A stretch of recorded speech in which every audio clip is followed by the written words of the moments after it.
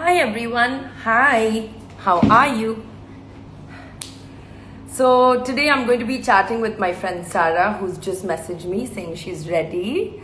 And we're going to be talking about a lot of things: positivity, positive body image, mental state of mind. Sarah's a very, very talented dancer and actor and a very fun person. And I think you guys will enjoy watching us chat today. Where are you, Sarah? Okay, so this is Auntie Shruti back at it.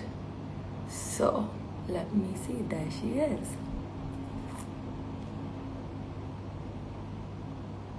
Go, Sarah. Okay. Why won't it let me array? 1 second, Sarah. I'm sorry, I can see you, but I'm trying to go live with you and it should let me go. Should work. Notice how I'm all like fancily dressed on top and then wearing like sweatpants in the bottom. Hi! How's it going? Good, how are you? I'm so good. I've never done this before, like joining somebody's live, so this is. There's a first time for everything, darling.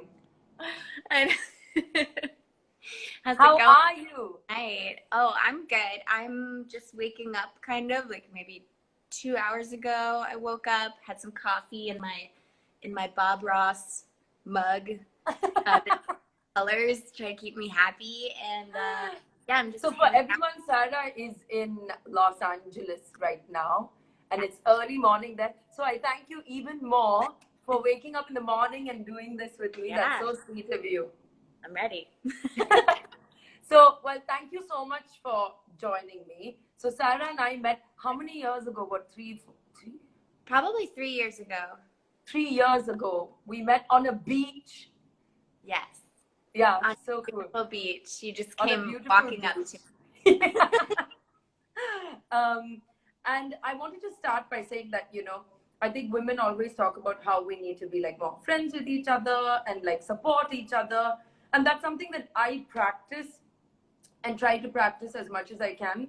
And if I don't like someone, it's because I don't like them as a person, not like Right. woman to woman, like why is she like not that vibe at all. And I really felt that energy from you as well. I thought you were like super positive, and it was so lovely getting to know you, and it still is.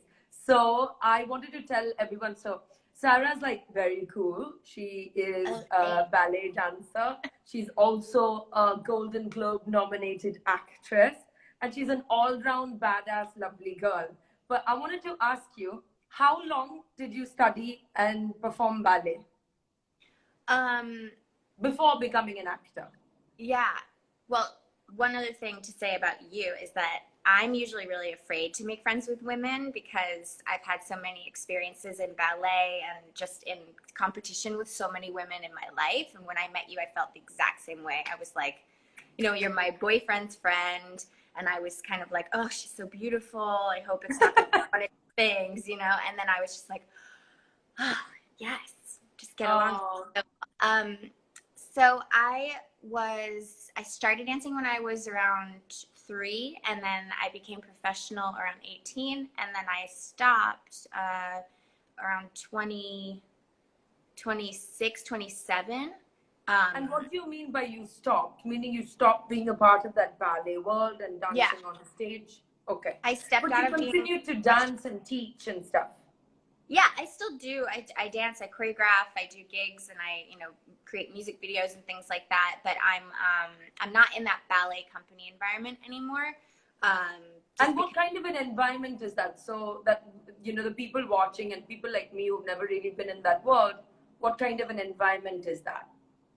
So it's like being on a sports team, like you guys, you're a team for sure. There's a lot of you, but it's both sexes, so male and female, and you support each other, but you're also in competition with each other. Very competitive. Yeah, because you all want to, you're doing a performance and there's only going to be one lead. Like in a movie, there's only going to be one female or male lead in the movie. You're competing against like 70 people every day. to get those parts, but you have to be on the team together. So you train together, you sweat together, you hang out together, you party together, you have this whole life that you're, you know, with these people all the time. And then the casting kind of sheet goes up and you're like, all right, my best friend got the part that I wanted. So do you support them, or, you know, do you? And that's a choice. That's a choice about goodness that you can make in that moment. You know, do I choose to be like negative or positive about this?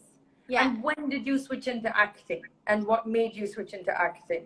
So what's so funny is I was kind of going crazy. I was living in Germany and I was kind of going crazy already because I felt like I wasn't able to be as creative as I wanted to be in that environment where like I had a teacher telling me what to do every day, and it was very, very stressful being in the ballet company. And then I basically got the luckiest situation anyone could receive, and I feel like karmically it happened for a reason.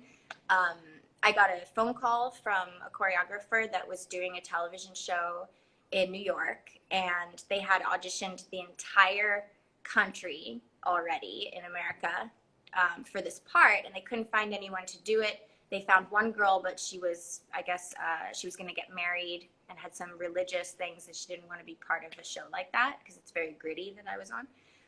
And then I did an audition. I flew to New York, and I got the part just from one audition. And that's amazing. Super terrifying because I had never acted before. But I felt so free finally because I was able to be even more creative than I had been my whole life. So, but that's lovely about life. Sometimes it gives you things that you could not have even envisioned asking for yourself. It just gives it for you. Never in my head would I have thought, oh, you know what? You could be a TV star. You could be the lead on a TV show. I loved acting on stage, and I felt so good when I was telling a story on stage. But I never thought like, oh, you should just go audition and be an actress. I never believed that I had that capability. So it was really a confidence builder. But then I got there and was like, oh my God, this is really hard. So well, I come from an acting family, and my first film, I was so bad because I was like, and then I was like, oh, this is really hard. It's really hard to be good at this. Because it's like playing pretend, you know, for me, it's like play pretend, become somebody else, which is so cool to like be able to be somebody else. But committing to being that for an entire month or 4 months, or then you start really becoming that character and figuring it out. And it's like, it's challenging. It's way more difficult than I thought because ballet, there's no words. So I know how to act without words, but I have no training. But I'm sure there are actors looking at what, you know, ballerinas or singers, like I'm a musician, going, how do they do that easily? So it's just like about what skill set that you're used to. Now, there's something that I've always loved about your posts, and even when we spoke, you always talk about body image. So in the ballet world, I would assume that there is a stereotypical body that is expected. I'm assuming it is slender, small, petite, flat-chested, smaller waist, smaller bums. So, you know. Just smaller everything. Smaller everything. Yeah. Teeny tiny. But I don't think women like you and I fit that mold. I mean, I think we're not like Amazonian, but we're definitely not petite. So how did you survive psychologically the pressures of the physical demands of ballet? I didn't for a lot of years. I really didn't. Yeah, that's honest. I did. I mean, that's the truth. There's so much pressure, you know, in any career where your body is what you're selling. Like in acting, you are your product. So you have to take care of it to an extreme. And a lot of people don't understand that. They think, oh, you're just putting up face creams or this and that to show that you get free product or whatever. But in fact, you have to take care of that because you're selling this to get the parts. So as a dancer, I don't think there's an option unless you're like a famous unless some people become famous for the way they are in the size that they are. Right. For the rest of us, it's a constant thing. yeah, this is the competition again. Who can be the most perfect? And it's just such a silly competition because. But surely the good thing about acting is that you didn't need to be petite anymore. Yes. And I feel like dancing is changing a little bit, but it's still kind of in that same mindset. But when I was professionally dancing, I wasn't focusing on what was actually good for my body. I was focusing on how to get the most skinny. So every inch of, I would look at something like this and be like, oh my God, every Oh, little yeah. bit of it was critiqued. And so, And also, everyone is in that mind space, so you don't feel like a weirdo doing it to yourself. yes, everybody's like that. And everyone has their own little mania. Like you get obsessive with it. Some of my friends would take plates of vegetables and they'd have like onion, spinach, things like not even touching each other, and that would be their whole lunch. It's just like little portions of food. I was more like I wouldn't eat the whole day, because when you don't eat, you actually get this kind of false sense of energy where you get like hyperactive. Yeah, because your body's on edge. It's like, yes, it needs nutrients, so it's in hyper mode to keep you functioning. So the whole day I felt like, oh, I would just drink coffee and I would stay kind of hyper, but that would make me in a really bad mood. So then I think it's so beautiful that you're honestly talking about this, because I think a lot of people, I mean, I still struggle with my weight because I was skinny my whole childhood, and then one day somebody just went, and I was like, huh, And there are days I'm like, I'm doing a photo shoot today, and I'm just like, and it's not easy. It's definitely not easy. And I think it's wonderful that you're being honest about this. And what have you found? I mean, is the balance for you today? How do you balance it?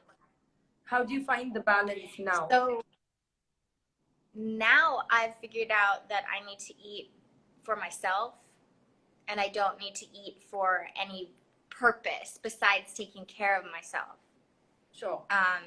That's the biggest thing. The biggest takeaway is that I wasn't caring for myself because I wanted to look like something.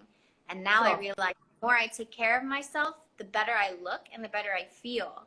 And though I'm not dancing anymore, I needed that separation to really see that my life is not, it's just not about the aesthetic of how I look. It's who I am and how I feel inside that's going to make me a better person and make me more beautiful from inward. Therefore, people will want to be closer to me, be friends with me.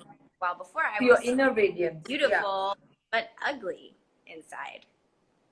100%. Doesn't give you a lot of friends, I mean, or it gives you friends that you don't really want or shouldn't want. Or ones that support those, unhealthy things that you're doing. Yeah, definitely. And another thing, speaking of, you're coming to terms with your inner self and how you want to feel. I think quarantine has been a time where people maybe who have not thought about it before are suddenly thinking about it, right? And I know that you are part of something called Dance Church. And we were talking earlier before we decided to chat in front of you all about how there's a lot of pressure right now for people to feel like there's these 100 different blogs and video things and Instagram things of like, now you have no excuse, you get fit and you've got to get these kind of bums when you're out of quarantine, and your arms need to be like, and it's so much of it. And I think that dance is a beautiful, I mean, I like yoga, but I don't like it that much because I'm just like, okay, but like, dance is a beautiful, easy, fun for anyone way. So we were talking about that, and Sarah told me about something called Dance Church. So why don't you tell us about it? Yeah, so it's actually every Sunday for you guys at 10 a.m. Pacific time. So that's 10:30 your time, right? 10:30 p.m. for us. Yeah. It's basically what it is. It's a structured dance party. What it is. It's there's a leader who's going to be on a live stream. Usually we have it in person, but there's a leader who's going to like lead you through some movements, but they're super, super basic, and it's not moving for a little bit over an hour. So you just dance about an hour. And it's it's just just a very fun, free. freeing. hmm It's just a fun way to express yourself right now. And it's like you have to learn choreography or you have to be a good dancer. There's no have to be's. Every to it, shapes, sizes, ethnicities. It's like a very open forum for everyone to kind of come together. And it's super, super loving when it's in person. But in this case, it's a good way to kind of wake up your body and have a little fun rather than, forcing yourself to do a workout just because you have to.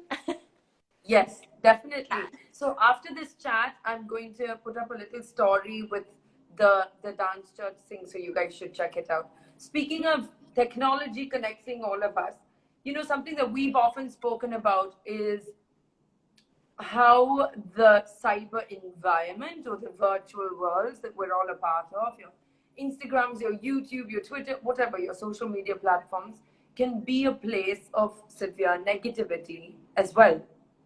And I, as someone who comes across like, it's really funny because I think touchwood by the grace of God, I have like 90% positivity, and I have some really, really lovely, I call them like my cyber family. They're so loving, and their messages in the morning make me feel really, really good. Where they're like, we Yeah. understand you and we love you for who you are. And I think that's something that we all need to feel. But in the same way, you also get people who find some sort of pleasure or joy in being negative to other people. Do you feel that Absolutely. during quarantine that it's increased or decreased, or how is it over there, in your opinion? Well, of course, we're all paying like more attention to our social media because we're stuck in this situation. Yeah. And I have never, I mean, I'm not gonna lie, before I kind of woke up to life, which I think happens to a lot of people, but at certain stages in their life, they realize that saying mean things about other people serves you nothing. It Yeah, it gives does you no good. nothing in Yeah. return. And so I've started to kind of, because I'm on my phone way more, I'm starting to read comments and notice things and wake up to people who kind of like to hurt each other, and they feel that that is doing some kind of service or good or giving people entertainment of some kind. And Yeah. I just, at this point in my life, I have no understanding of why anyone would want to hurt somebody else, especially when we're going through such a crazy time. Well, isn't it lovely in a very negative way that the coronavirus doesn't give two shits about where you're from, who you are, what gender you are, how much money you have? And this is the thing that, equalizes everything.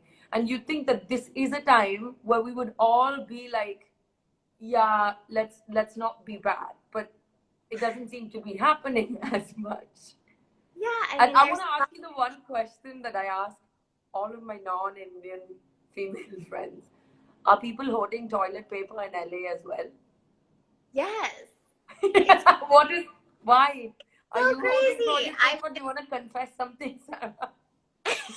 There's a video going around of this father and his daughter, and they're doing the math on toilet paper amount of toilet paper that people have been getting, like on average in America. You'd have to take like 160 something poops a day to use all of it. Oh, It's so crazy. God. Also, like, what's the big deal about toilet paper? Like, so many things can be turned into toilet paper. That's the last thing on earth that you would really need. Like, go find a leaf. What you need is food. You need shelter. Like, you don't. Toilet paper is not that important in the grand scheme of things, No, it really isn't. Because when I saw people hoarding toilet paper, I'm like, are they going to eat it when they run out of food? Like, is that why? Because you could eat it with some hot sauce. Like, what could you do with it? I But know. what is the one We're gonna thing that you make have dresses. learned from this time of quarantine that you'd like to share with all of us? The what? What is the one thing that you've learned in this time of quarantine that you'd like to share with all of us? Doing nothing is okay. I love that. I love that. And that's something that I really, really struggled with as well. Because I was I think like, I'm so productive. millennials do. Millennials have this crazy pressure. They call it burnout syndrome. Brandon actually sent me an article this morning, and I was reading about like stop trying to prove something right now. Like, stop trying to do anything right now. You're in the middle of a pandemic. You're in the middle of a humongous crisis. And we're being, like what you said, being pressured to like get that bikini body today. And like every time I open my Instagram, like, do you think that you're chubby during the quarantine? You should probably do this exercise. And it's like, ugh, shut up.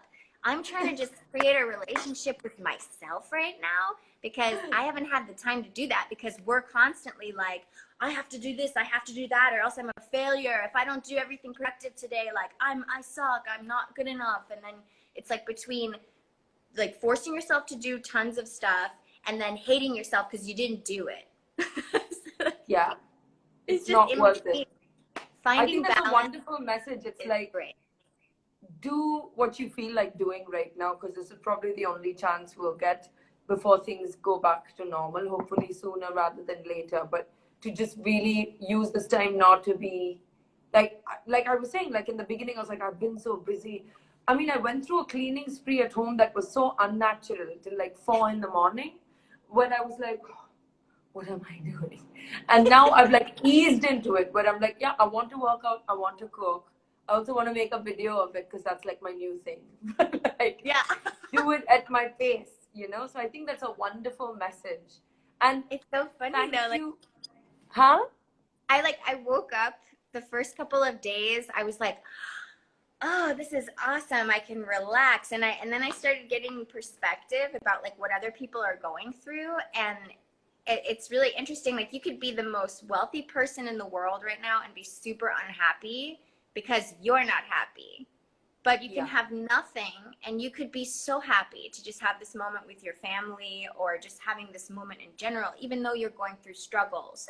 Like, it doesn't matter where you are, how much money you have, all this, like what you said, it affects everybody in a different way. But if you truly have a good relationship with yourself and a true happiness, then this time it can be a positive thing for you.